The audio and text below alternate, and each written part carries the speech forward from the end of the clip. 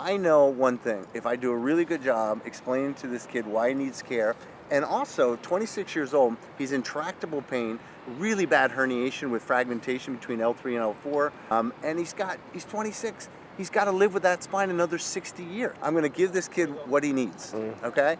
And I'm going to make him want it.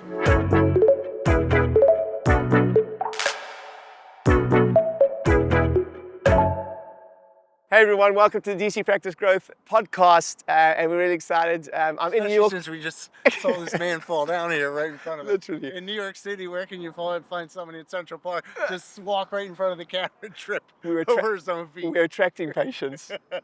So I'm sitting with a good friend, Dr. Dane Donohue, in New York. It's autumn, it's beautiful here. It's just a little bit cold. I've just run away from the storm the time of filming of this was right when the big storm happened in Florida, and had to fly my family out to New York City quickly. Dr. Dane lives an hour from here, and we thought we'd get together. We're going to meal tonight, and we're just talking chiropractic. Yep, absolutely.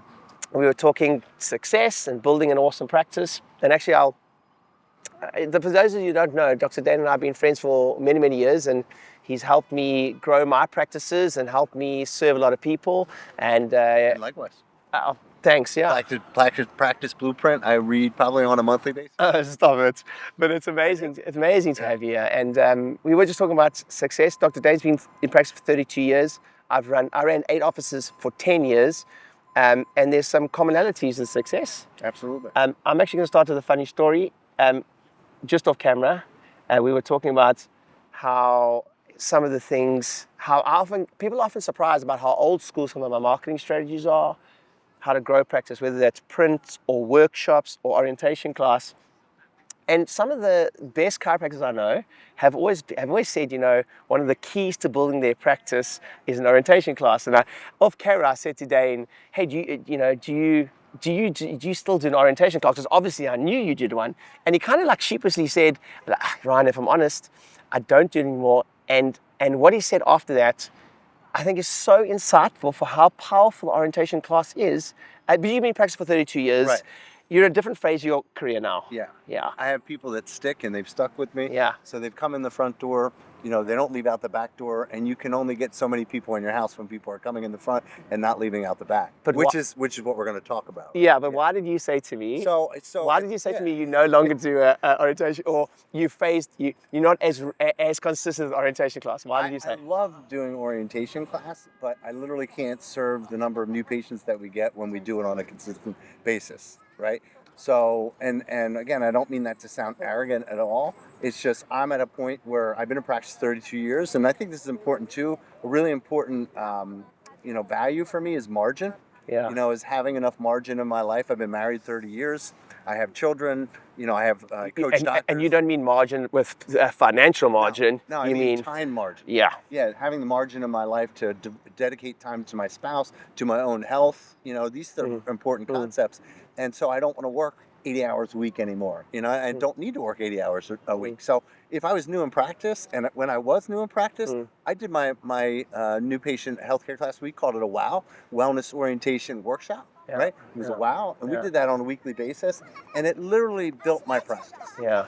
It's so funny because I just really want that to sink in for anyone listening right now, because I coach a lot of younger docs, and probably the hardest thing for me to get them to do is an orientation class, because I think whether it's a millennial or a Gen Z or whatever it is, we grew up in the social media era, and then we had COVID, and a lot of in-person things kind of fell out of favor a little bit. But I think it's so powerful that Dr. Dane said one of the reasons he can't do an orientation class right now is because he'll get too busy. Yeah. I think that's what you've got to take away from that sentence, that if you're in growth mode again, what would you be doing? I'll be doing my weekly orientation. Sure. Now, one of the things, and you hear this all the time, is I struggle to get my new patients to actually attend the class. So let me give you a tip and a tidbit that I used to use that works like a charm. So I used to say to my patients, so Ryan, and we usually would close with this. We've already closed them into care. We've gone over the care. We've gotten their financial commitment. And I would generally say, so Ryan, I have to go over one last thing. It's probably the most important appointment you'll ever have in my practice. And I want you to know there's things that I can do for you that you can't do for yourself. So this subluxation on your x-ray here, you can't adjust that yourself. I'm going to adjust that. We're going to take the pressure off the nervous system, and so you can rely on me. But there's things that you need to be doing for yourself that I can't do for you. And I need to go over, just like when you go to a dentist, they're going to teach you how to brush and floss. The dentist can't do that for you. You have to do that on your own. But you know, if you brush and floss, the visits in the dentist are going to go so much better. So there's things I need to educate you so that you're doing these things outside of the office that will help to complement what I'm trying to do so that ultimately we get the goals that you want to achieve in the office. Okay, so we do an orientation class. We call it a WOW, Wellness Orientation Workshop. We're going to go over some nutritional things. We're going to go over some posture things, some exercise, so that if you're doing these things outside of the office, you're going to get the best results inside my office. Does that make sense? Yeah. Can you commit to that? I can. Okay, cool. So we do that on Tuesdays at 7:30. I would ask you to bring your spouse because your spouse knows you the best, and she's going to be the one to really help motivate you to do the things that I go over with you. Oh, what a powerful sentence. Can you commit to that? Yeah. What a powerful sentence. Just putting them on the spot. Because I'm not going to say, like, I felt like you were talking to me as the patient when you said that. I was like, I can't say no to this guy. Right. And then we're going to walk you up front and get you registered for the new patient. We would have a sign-up sheet. You would sign your name on that sign-up sheet. Yeah. And you're committed. But hang on. Yeah. So you did that. So can you commit to that? And then you made them sign into the workshop. We would walk them up. We'd walk them up with their care plan. I would generally, let's say that Jill or Laurel, one of my CAs, I'd say, so Ryan has chosen to do the prepay option, and they're going to go over your scheduled care and get you scheduled for at least your first 2-3 weeks of care, Ryan. And then Ryan also committed to the WOW, the Wellness Orientation Workshop. So can we get him signed up for that with his spouse? Oh, lovely. It's so funny whenever I do this podcast, and some of you who've been following my stuff will know that I often joke as I say, do as I say, not as I do. When it comes to consistency with the podcast, I've got to shoot more of them. But I can tell you right now, anyone who's listened to this first 10 minutes, I'm not exaggerating when I say that if you just took the first 10 minutes of this little chat that myself and Dane have and you implement your practice, I promise you, you're going to get a ton more referrals. I always say this: there's nothing bad can possibly happen from doing an orientation class. The only thing that can happen is you can serve more people. You know what I mean? Yeah, it boggles my mind because I think there's we have people walking all over Central Park, and if we pulled some of these people and said, "Hey, what is chiropractic? What does a chiropractor do?" Yeah, we would get responses that would make us vomit in our mouth, right? And I know we would because people don't understand the power of who we are and what we do, and it drives me crazy. Not until they experience an adjustment, and not until they're educated. Because when people are educated about chiropractic, what do they normally say? Oh, that's I need this. Yeah. That makes sense. They don't even say they feel they need this. They understand they need it. Yeah. This makes so much sense because it is common sense. But the problem is common sense isn't common practice, right? So we have to educate people, because once we go over with them, like, that makes total sense. Why would I want to take a drug to mask a symptom when I can get to the underlying cause of the problem through chiropractic? Just common sense. But nobody's teaching anybody this. Tell me about the concept of. We started this chat thinking we're going to have some type of formula of what we're going to talk about, but it's completely gone out the window. But this is where the magic happens. But tell me about this concept. You just triggered something for that. This concept that, when people talk about tire kickers or patients of a waste of time, or they're low quality patients. Tell me your thoughts on that. All right. So and this just triggered in my mind. This literally just happened today, Ryan. Yeah. So I had a patient that had come in. Had an exam with my associate on Monday, right? It's Thursday today. I was doing the report of findings today, okay? The patient had gone to another chiropractor for decompression. The chiropractor tried to sell him a big package of decompression. Yeah. He was a young kid. He's 26 years old. He works in a mechanic shop changing tires, so I don't think he's making six figures. And he basically said, I'm in really bad pain. I can't afford the decompression, but do you know somebody who can help me, right? And so his buddy, the chiropractor, referred him to me. Said, go see Dr. Dane, And so he came in this morning, or he came in the other day. He came in for his report of findings. He referred him to you because he thought you were... Because he thought originally I was in his network of insurance, but I'm not, because I'm not in any networks for insurance. I'm 80% cash. So he referred him to me because he thought I was in his insurance network. So this kid came in Monday. He had his exam. He thought I was in his insurance network. So I come into the report of findings today, and I'm like, you know what? I know one thing. If I do a really good job explaining to this kid why he needs care, and also 26 years old, he's in tractable pain, really bad herniation with fragmentation between L3 and L4, and he's 26. He's got to live with that spine another 60 years, right? And also getting him to understand, this was key, that his job, lifting tires, putting them on the cars, his ability to work depends on him being able to function, right? So just going through the reported findings, I'm like, I am not watering down my care. I'm not like thinking, okay, this kid's poor because my buddy had called me and said, I referred this guy, he doesn't have a lot of money. And I'm like, no, I'm going to give this kid what he needs, okay? And I'm going to make him want it, right? And at the end, he said to me this, he's like, well, and I presented the care. We have 2 payment options in our office, Ryan. People can either prepay, we give them 10% off, or they can pay over the course of their care. In his case, it was a 3-month care plan. He could have paid 3 payments. We have him pay generally about 40% down. Then we break the next 2 payments into 30% payments. So I said to him, his name was Kyle. I said, Kyle, which payment option works best for you? Would you like to prepay and pay 10%, or would you like to pay over 3 months? You're not going to get a discount, but it will make it a little bit more affordable budgeting it over 3 months. So he looks at me and he says, can I call my mom? And I'm like, absolutely, call your mom. He stepped outside. He called his mom. He came back in. He said, my mom thinks it's really important. We're going to prepay. Wow. Right? And it was a $2,500 care plan, right? So it's just like I knew in my mind that I can do a good job explaining chiropractic to this kid. I had his MRIs, I had his x-rays, I had a lot of imaging, right? People learn visually.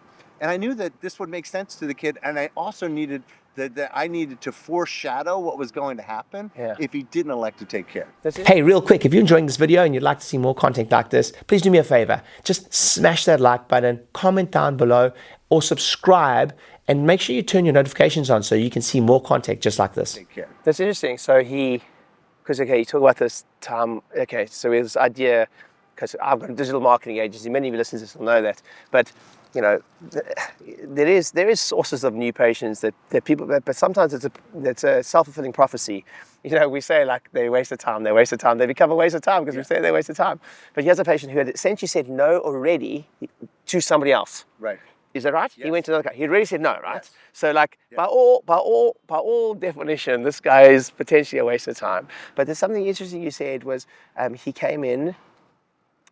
But most chiropractors would have said, well, he can't afford it. Right. So in this case, he's a low quality patient. But it wasn't that he couldn't afford it, he just didn't understand the value of it. Right. There's this incredible book called Selling the Invisible by Harry Beckwith. And it talks about selling invisible is selling a service. And I think selling a service, we sell this intangible thing. When you go to the hairdresser, of course, I don't have this problem. That's Dane. Dane's got this full head of hair, just likes to rub it in a little bit. But when you go to the hairdresser, typically, you pay the hairdresser for a product that you've got absolutely no idea. You've got no idea what it's going to look like, and you're there. So we talk about there's a couple triggers or things that you need to get people to understand for them to hand over their hard-earned cash. And one of them is trust, which you talk about quite a bit. But another one was you said if he didn't fully understand his problem, but you said something very important in the previous little section we're talking about. You said he's a mechanic. What is a mechanic, right? Yeah, he changed his tires. He changed his tires, yeah. And you said, without thinking, what you said consciously probably was, if he didn't understand that he wouldn't be able to work, he's 26. Yeah. But I told him, I said, your spine has to last another 60 years. Right? So, average lifespan of a man in the United States is 78 years. So he's got to last another 62 years with that spine that's killing him. Okay, but now here's what's so interesting about that. There's this saying that the pain of doing nothing has got to be more than pain of doing something. So what Dr. Dane did there, without him realizing it, was you made the pain of him doing nothing. You said, you're 26. Right. You've got the spine, you've got another 60 years. So he's got the financial loss if he doesn't do anything. Yeah. Because the financial loss of not doing something is you can't work. Yeah. So the pain of doing nothing, the way you described it was, I could see it in my head. Like the pain of doing nothing was, oh my goodness, I can't work. And if I'm, like I said, 26, what I'm going to be like in 6 years' time. He couldn't work, he couldn't work out. That was another thing we did. It's like, I can't work out. I feel like I'm old. And he's 26 years old. I said, you feel like you're old at 26? I said, this is a problem, you know? No, that's really interesting. So the pain of doing nothing has got to be more than the pain of doing something. Yeah, so, and you said something about the haircut, right? Yeah. So is a really great analogy. Like, so when I go get a haircut, sometimes I'm traveling and I need a haircut. I'm going up on stage or whatever, and I know I have a problem. I need a haircut, but I'm not at home, so I don't have my hairdresser, right? But guess what? I still go and find somebody to cut my hair because the problem is bigger than the product. Okay. Right? The problem is I need a haircut. Got it. Okay, I don't have the product because I don't have my guy Yeah. who normally cuts my hair. Yeah. But if you make the problem always bigger than the product, Yeah. you make the problem bigger than the chiropractic, bigger Nice. than the adjustment. Nice. It's so much easier to close people when you're focusing on, again, quality of life issues. What is the problem? Showing them, right, Yeah. on an MRI, on an X-ray, exactly what's going on. Yeah. Or, we use labs all the time. Yeah, yeah. And it's so easy to show a person a lab because they understand that a little bit better than they do an X-ray or an MRI. Because seeing is kind of believing. Yeah, I know there's this whole idea. I mean, I don't even know if you just say, because in some countries in the world you can't X-ray. Because imagine you can't X-ray. Okay, then you're really going to have to use your surface EMG and stuff like that. And if you can't take bloods and you can't do any of that, if you practice that way, I mean, how do you get them? Because it's intangible, right? It's selling the invisible. So if you don't have your bloods, you don't have the X-ray, or you don't have like, how do you get them to like conceptualize why they need the thing? So for me, I would be using posture pictures all day long. Yeah. Posture Screen Mobile. Posture's really powerful because it's visual, and I love the fact that my toolkit, I have all those things. I have digital postural pictures that we take. We can do labs. We can take X-rays. We can send patients for MRIs. All these things are just tools in my toolkit that help me close patients. Cool. So a couple questions for you would be, it's now 2024. You've been practicing for 32 years. Just a couple of quick fire questions for you. What do you think the biggest challenge in chiropractic right now is? I think the biggest challenge in chiropractic right now is work ethic.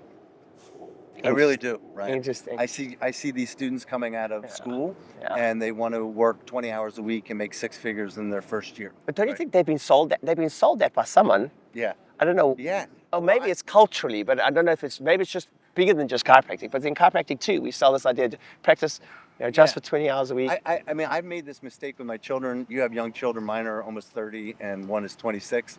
And, I came from a generation where our parents did not a lot for us. They gave us, some clothing. They gave us a roof over our head. But other than that, we kind of had to make our own way.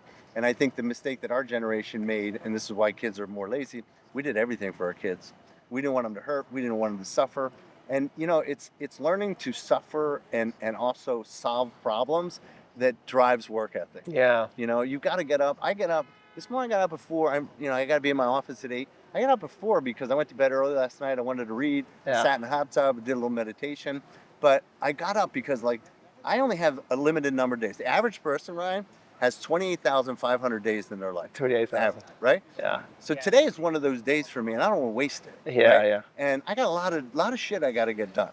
It's so funny, I am friends with a lot of chiropractors, but I'm going to mention a few chiropractors on here that you're friendly with. But I can't tell you how inspirational I find yourself, Dr. Paul Reed, Dr. Alex Vidan, and there are lots I'm not mentioning, but specifically from a perspective of, at one point I realized that I'm 40 this year, and Dr. Dane and Paul and all these awesome docs are my seniors, not by much, but they're freaking fitter than most 25-year-olds. They work out harder than most 25-year-olds, and they're still working the practice harder than most 25-year-olds. So it's interesting you say that. What's that saying?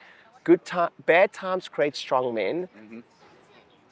Strong men create good times. Right. Good times then in turn create weak men. Weak men. Yeah. And then weak men create bad times, and then the cycle goes on again. Okay, cool. So you think the biggest challenge in chiropractic right now is work ethic? I'd agree with that. I think I'd probably add to that being in the UK and seeing we don't have insurance in the UK. So that's actually kept it really simple in the UK. It's like cash only. Right. And I think now moving to the US, yeah. I've heard US chiropractors talk how insurance really messed up chiropractic in a lot of ways, but I've only really seen it firsthand since I moved here. Yeah. So I think that's a real challenge. And I think complicating your practice too much is also a big challenge in chiropractic. Totally agree. It's less in the because less is more at most of the time. Mm-hmm. And there's very few entrepreneurs that can handle the complexity. We're just talking about one of my clients who had 3 offices, and within literally, they're amazing. They're action takers. Within like literally 6 months, they went from 3 offices to 1 office, and they did more revenue from the 1 office than the 3 offices together. So I think from my perspective, it's complexity a little bit, you know, because you got the shockwave, you got the laser, you got the adjusting. There's nothing wrong with all those things. Right. They're all great. It just confuses the product a bit. Sure. So confused mind doesn't buy. Sure. So I find like trying to put that into one care plan or whatever is difficult. It's possible, but it requires deep, complex thought, which most entrepreneurs aren't really good at. Okay. Moving on a little bit, we've spoken just because we both love this stuff, and we're actually teaching webinars soon, and very, very soon we are teaching an event in Orlando where we're going to be teaching docs exactly how to position care plans and do all that. So we spoke a lot about new patients, converting new patients. From getting new patients in your practice, you said orientation class. Is there any other thing of your 32-year career that you like has been an actual home run for you? Yeah, so your listeners probably aren't going to like this answer, but I'm going to give it anyway. It's what my dad taught me when I first got out of school, and I will tell you with absolute certainty, every successful chiropractor that I've ever seen, who I've had a lot of respect for, probably falls into this category, but your best form of marketing will always be your patient results. Yeah. It will always be your patient results, both clinically and patient satisfaction. If you were to go to my website and my Google page, and I would recommend that people do that. Wellness Solution Centers, Newtown, Pennsylvania. Google me and read my Google reviews. It's all about patient experience. It's all about my team and how people were treated. It's all about the results that people get. And when you have it's, what do they say? The more advocates you have, the less ads you need to buy. Yeah. Right? So the more advocates you have out in your community, the less ads you need to buy, because your advocates are out there, telling people about how great your team is and how great your care is. Yeah. So I think, people focus on new patients, which I understand. I get it, Yeah. But I think they should be focusing on the back end of the relationship rather than just the front end of the relationship. I understand that. Okay, cool. Well, guys, this is an impromptu podcast, and I've really had a lot of fun doing it. I get to hang out with amazing docs like Dr. Dane all the time. I think proximity is power. I think being able to hang out with successful docs, and not just successful from a perspective of practice, but actually I'll finish with this concept quickly, which is a challenge for me. I've always been very driven from a business standpoint, and I actually told the story recently. I was at dinner recently, and I told the story about last time I was at dinner with you, and you introduced me to your good friend, Dr. Justin. And we were talking, Dr. surname? Justin Nye in Minnesota. Dr. Justin Nye in Minnesota. And when you meet someone very, very quickly, and you more than anything, you can see that they're just an amazing human being, And we were talking about chiropractic. I was talking about now. Dr. Dane and I are quite driven. I think if I'd seen you in the beginning of your practice, I would have loved to have seen you in those first 10 years, because I could just imagine what you were like. And sometimes I probably wish that I wasn't quite as some. Sometimes I can push it too much, two-way. Yeah. And that kind of leads me into this part here. I said to Justin, we're talking like we're talking now, and Justin said something really powerful to me. He said, I don't want to be remembered I don't want to be remembered as the best chiropractor in the world. I want to be remembered as the best dad in the world. And I was telling the story. I was telling how that internally I felt when he said that to me. I was like, wow, it's a powerful statement. Sure it is. Because I know I can push it. Like, I'm driven. I like work. Yep. I like doing those things. And I was like, wow, Justin really made me think, am I ticking the boxes? And whether it's health, whether it's whatever. And I think sometimes we get those. I mean, we're human being, right? Yeah. So I'm not a big believer in balance, because I think you have to be incredibly unbalanced at periods in your life to be successful. But then you've got to pull it right, But I don't know if there's anything you want to finish off and tell us a little bit about that in your 32 years of practice. The times you got it wrong, the times you pulled it right, whatever. When you were saying that about balance, I'm glad my wife isn't here, because she'd have something to say about balance. But, what I will say is, I found in my life, and I'm 32 years in practice. I practice just like you guys do. It's not that I need to practice. It's that I really love to practice. I want to practice. I want to help people. And I think, it makes me sad when I see a lot of these coaches coaching chiropractors how to retire in 5 years, or how to have an exit strategy. I see that. You probably see that now a lot. Like, what's the exit strategy?